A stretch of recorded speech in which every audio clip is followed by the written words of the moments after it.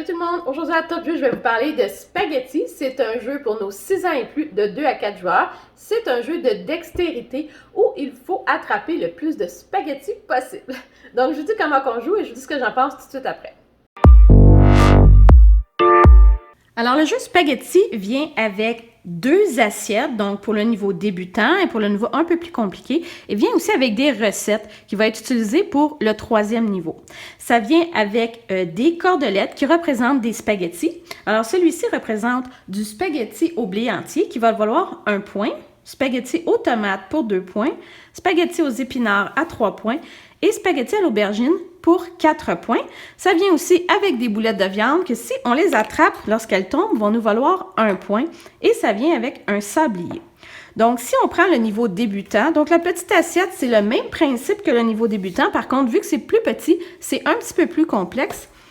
Donc, ce qu'on va faire, on va d'abord prendre tous les spaghettis et on va tasser les recettes puisque c'est pour le niveau 3.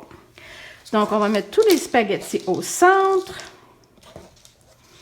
Comme ça, et il faut absolument qu'il n'y ait aucun spaghetti qui dépasse l'assiette. Ensuite, on va mettre les boulettes de viande.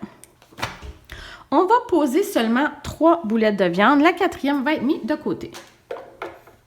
Alors, à mon tour, j'ai 20 secondes et c'est le temps de sablier pour retirer le plus de spaghettis possible sans qu'ils ne tombent sur la table.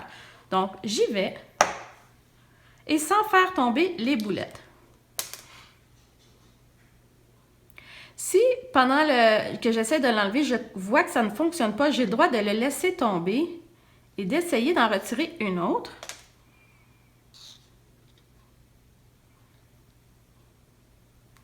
Voilà, et j'ai fini mon 20 secondes. J'ai réussi à prendre 3 spaghettis.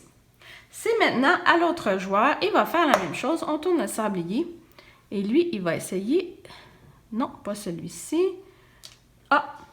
Malheureusement, quand j'ai essayé de bouger ce spaghetti, il est sorti de l'assiette. J'ai absolument pas le droit de continuer. J'ai terminé mon tour.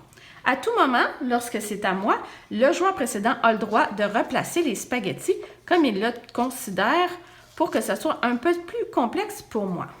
C'est à mon tour.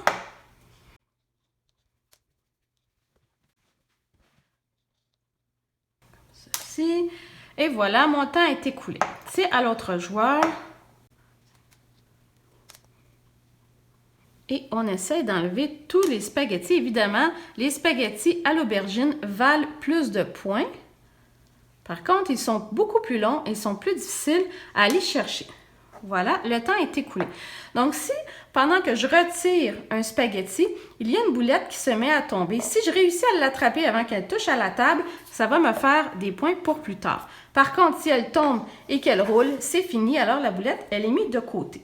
Une fois que l'ensemble de l'assiette et de tous les spaghettis ont été enlevés de l'assiette, on va compter nos points et c'est celui qui a le plus de points qui va remporter. Alors, pour la partie recette, ce qu'on va faire, c'est qu'on va prendre 6 jetons au hasard et on va les mettre comme ceci en haut ou autour de l'assiette. Pour réussir à avoir les points de la recette, on doit recueillir tous les brins dans le même tour, donc dans le 20 secondes. Si j'ai réussi à accumuler ces 3 brins dans ce tour, je vais avoir les 3 points et ils vont être mis avec ma recette. À la fin de la partie, celui qui a le plus de points va remporter. Alors, ce que je pense de spaghetti, côté composante, en fait, c'est assez facile. 2 assiettes de tailles différentes, des boulettes de viande et beaucoup de spaghettis qui sont faites comme des cordons, des lacets de chaussures. Et en fait, tout ça, c'est bien fait. J'ai trouvé que c'était une excellente idée, ce petit jeu-là. Est-ce qu'on a eu beaucoup de plaisir? Je ne sais pas. C'est quand même assez facile de retirer les cordons, les spaghettis. Par contre, après qu'on les a retirés, on reste un peu sur notre faim. On n'a pas crié « Yeah, on continue, yeah, on fait une autre partie ». Ça a été assez simple. Peut-être pour les 6 ans et plus, je pense que l'idée de jouer avec ces petits cordons-là, les petites couleurs, c'est vraiment intéressant. L'idée du jeu est là, ça fonctionne, mais pas trop d'excitation, je dirais, dans ce petit jeu-là. On a essayé les 3 versions, donc vous avez vu une version débutant un peu plus complexe et la version avancée avec les recettes. Je pense qu'ils ont essayé de développer plus ce jeu-là pour le rendre plus intéressant. Oui, ça fait un peu changement du jeu, mais en bout de ligne, c'est le même jeu, dans le fond, en retirant les petits morceaux de corde. Donc, moi, je dis pourquoi pas, mais bon, c'est pas un de nos préférés, malheureusement. Donc, je vais vous dire à la prochaine. Bye bye.